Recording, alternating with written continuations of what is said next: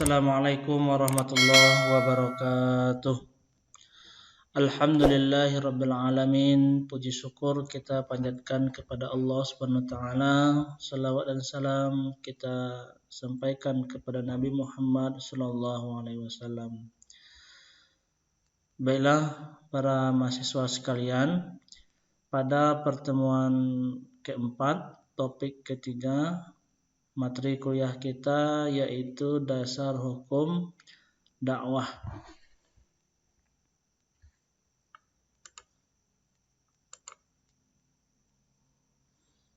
Nah, pertama kita lihat conceptual framework-nya, bahwa dasar hukum berdakwah yaitu Quran surah Ali Imran surah ketiga ayat 104. A'udzu billahi minasyaitonir rajim. Bismillahirrahmanirrahim. Wal taqum minkum ummatun yad'una ilal khair wa ya'muruna bil ma'ruf wa yanhauna 'anil munkar wa ulaika humul muflihun.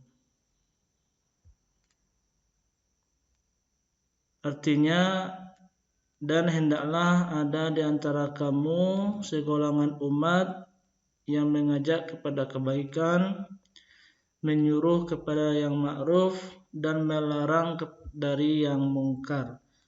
Dan mereka itulah orang-orang yang beruntung.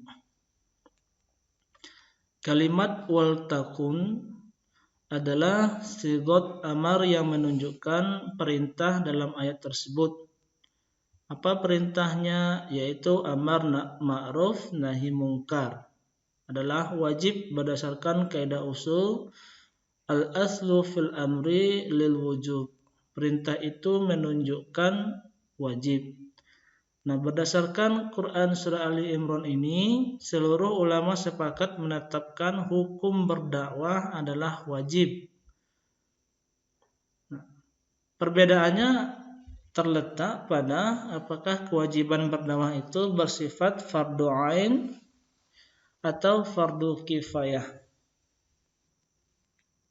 Kita lihat selanjutnya. Nah, ada dua kelompok ulama yang berbeda penafsiran terhadap ayat ini. Pertama adalah kelompok ulama yang memandang bahwa berdakwah itu hukumnya adalah fardu kifayah. Fardu kifayah ini artinya jika telah dilaksanakan oleh satu orang atau lebih, maka menggugurkan kewajiban umat Islam yang lainnya. Sama seperti sholat jenazah dan sebagainya. Nah, di antara ulama yang menyatakan bahwa berdakwah adalah fardu kifayah, antara lain Imam Jalaluddin Al-Suyuti, Al-Zamakhsyari, Ismail Haqqi, Al-Qurtubi, dan Imam Al-Ghazali. Apa kata mereka? Mereka berpendapat bahwa kata minkum dalam ayat tersebut, wal takum minkum. Nah, mereka beranggapan bahwa menafsirkan kata minkum menunjukkan al-tab'id, yaitu sebahagian. Oleh karena itu, kalimat ummatun berarti ta'ifah atau segolongan. Jadi makna ayat tersebut seakan-akan berbunyi wal takun minkum ta'ifah mutamayyizah taqumu bid-da'watil amru bil ma'rufi wan nahyu 'anil munkar.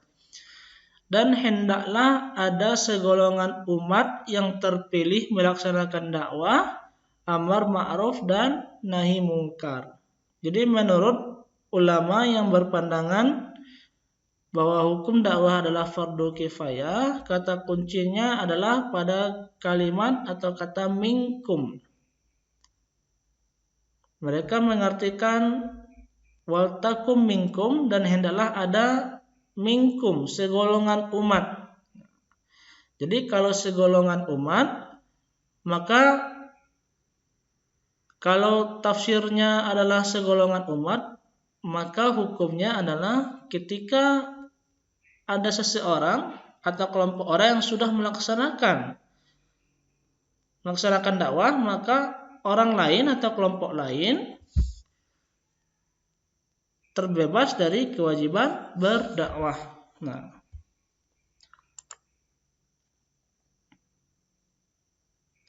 Nah, alasan mereka mengemukakan bahwa dakwah bersifat fardu kifayah adalah karena berdakwah hanyalah orang-orang yang memiliki keahlian dalam masalah agama dan seluk-beluk dari apa yang didakwahkan. Sedangkan tidak semua kaum muslimin mengetahui seluk-beluk agama. Karena itu yang wajib berdakwah hanyalah mereka yang tergolong ulama. Maka apabila ulama sebagai dai telah melaksanakan dakwah, maka lepaslah kewajiban seluruh umat Islam. Kemudian Al-Zamakhsyari memperkuat alasan tersebut di atas dengan menyatakan bahwa seorang yang akan berdakwah harus ahli dalam soal agama, mengetahui semua mazhab yang berkembang, mengetahui taktik, strategi, dan tata cara pengolahan dakwah. Nah, kemudian ulama selanjutnya yaitu Islami Haqqi dalam tafsirnya Ra'yi Al-Bayari mengatakan bahwa berdakwah itu sama dengan berjihad. Sedangkan jihad tidak dikhitabkan atau tidak ditujukan kepada semua umat Islam, melainkan kepada semua orang yang mempunyai keahlian dan kesanggupan untuk itu. Nah, ini hukum berdakwah jika ditinjau dari pendapat ulama yang mendukung hukumnya adalah sebagai fardu kifayah. Kita lihat alasannya yang pertama, ya, bahwa dakwah hanya diwajibkan kepada para ulama karena merekalah yang mengetahui masalah-masalah agama, detail-detail masalah agama seperti yang kita ketahui, ya, bahwa memahami Al-Quran itu tidak cukup dengan terjemah saja. Ada banyak ilmu yang mendukung, ilmu tafsir.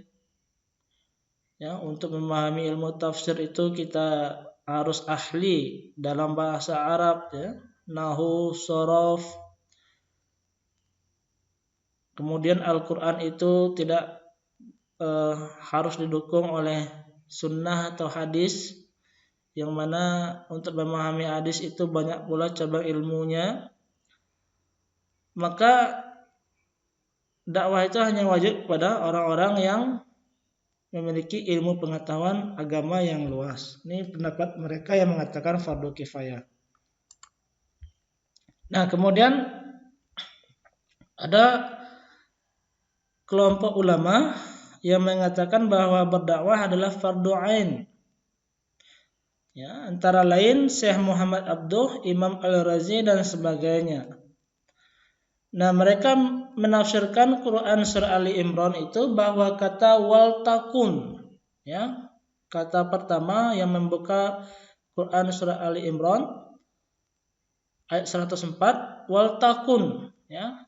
Mereka wal takun pada ayat tersebut mengandung makna perintah yang sifatnya mutlak tanpa syarat.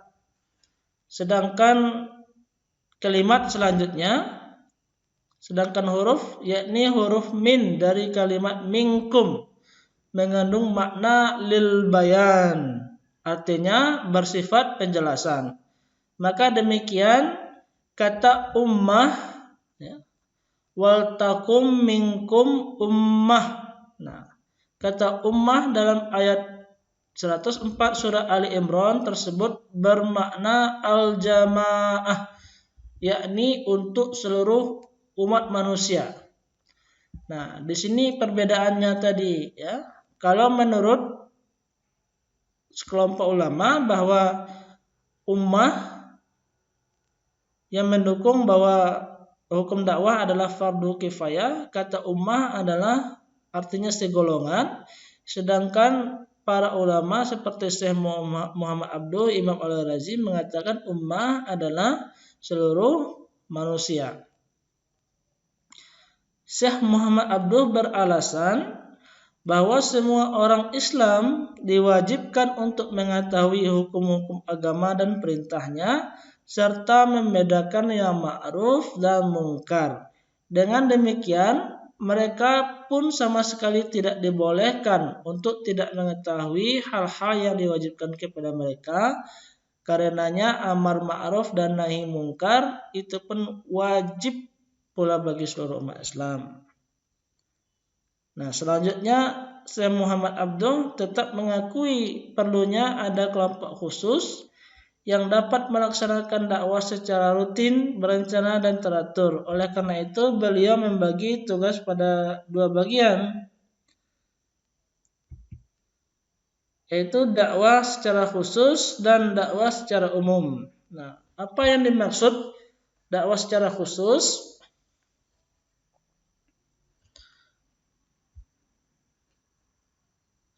Yaitu dakwah yang ditujukan kepada masyarakat umum dengan jalan menjelaskan jalan-jalan kebaikan dan penerapannya terhadap manusia yang beraneka ragam.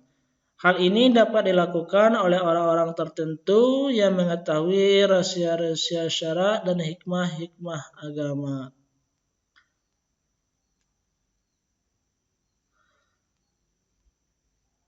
Syekh Muhammad Abduh menganalogikannya kepada perintah jihad ya dalam Quran surah At-Taubah ayat 122, bahwa dahulu tidak seluruh umat Islam yang diperintahkan oleh Nabi Muhammad SAW untuk pergi ke medan jihad, tetapi ada di antara golongan mereka yang disuruh untuk tetap berada di rumah untuk memperdalam ilmu agama. Nah, ayat tersebut menunjukkan perlunya ada segolongan umat Islam yang menjalankan dakwah di tengah-tengah masyarakat umum yang telah memiliki kemampuan dan keterampilan serta pengetahuan yang luas tentang agama sehingga mampu menghadapi berbagai corak masyarakat. Nah, dilanjutkan oleh Muhammad Nasir. Beliau menjelaskan bahwa sebagaimana perlunya pasukan tentara yang menghadapi musuh di medan perang, maka demikian juga diperlukan suatu korps untuk mempersiapkan diri dan selalu bersiap untuk beramar ma'ruf nahi mungkar. Nah, kemudian dakwah secara umum, yaitu dakwah yang dilaksanakan oleh pribadi-pribadi antara satu sama lain. Maka di sini tidak disyaratkan adanya keahlian dan keterampilan khusus. Mereka cukup melakukan dakwah sesuai dengan kemampuan dan tugas serta bidang mereka masing-masing. Dakwah umum ini berarti setiap pribadi muslim harus mengambil bagian tertentu dari kewajiban tersebut. Nah, kesimpulannya, dakwah adalah kewajiban bagi setiap umat manusia, terutama umat Islam. Kewajiban dakwah berdasarkan Quran surah Ali Imran ayat 104, bahwa berdasarkan ayat tersebut terdapat perbedaan penafsiran tentang kewajiban berdakwah, sehingga ada yang memahami bahwa dakwah itu fardu kifayah dan ada pula yang memahami dakwah itu fardu ain. Dari perbedaan pemahaman inilah yang mendasari adanya dakwah umum dan dakwah khusus. Sekali lagi bahwa dakwah umum itu adalah dakwah yang bisa dilakukan oleh seluruh umat Islam tanpa harus menguasai dari ilmu-ilmu yang mengupas tentang Al-Quran seperti tafsir, hadis dan sebagainya, karena dakwah umum ini bersifat ringan seperti mengajak orang salat. Pokoknya seluruh yang bersifat mengajak pada kebaikan ini kan bisa dilakukan oleh seluruh kaum muslim.